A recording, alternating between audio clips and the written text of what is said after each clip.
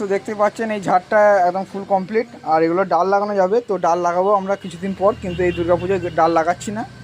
তো কারণ প্রচণ্ড এই এতগুলো ঝাড় রেডি করতে হবে, নিজে দিকেই বুঝতেই পারছেন। তো ঝাড়টা কেমন গেট আপ নিচে দেখতেই পাচ্ছেন। তো আমরা ঝাড়ে মূলত ব্রিক লাইট ইউজ করি, তো আমরা 100 ল্যাম্প ইউজ করি না, কারণ এই হিট প্রচুর হয়। এবং ব্রিক লাইটের কালারটা দেখে বুঝতে পারছেন দুর্দান্ত দেখতে লাগছে। তো আপনারাও যদি এই ধরনের ঝাড়ে অর্ডার দিতে চান অবশ্যই আমার কাছে পেয়ে যাবেন। তো ভালো লাগলে অবশ্যই ভিডিও লাইক কমেন্ট শেয়ার করবেন। এবং সম্পূর্ণ ঝাড়টা আমাদের হেল্প করেছে দেখতে পাচ্ছেন রাজা।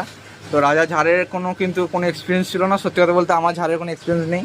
তো রাজা কিন্তু আমাদেরই কোনো 1-1.5 বছর আগে হয়তো ঝাড় কাটতে একটা শিখেছিল, সেইখান থেকে রাজা নিজের অভিজ্ঞতা কাজে লাগিয়ে পুরোটা করেছে। এবং নতুন দানা, এবং আমি জাস্ট ওকে ছবিটা দেখাইছি, মালটাও কিন্তু আনতে যায়নি। তো ভালোই, খুব সুন্দর। তো এদিকে দেখতে পাচ্ছেন খ্যাপাদা কাজ করছে, সারাদিন কাজ করে দুর্গাপুজোর কাজ চলছে।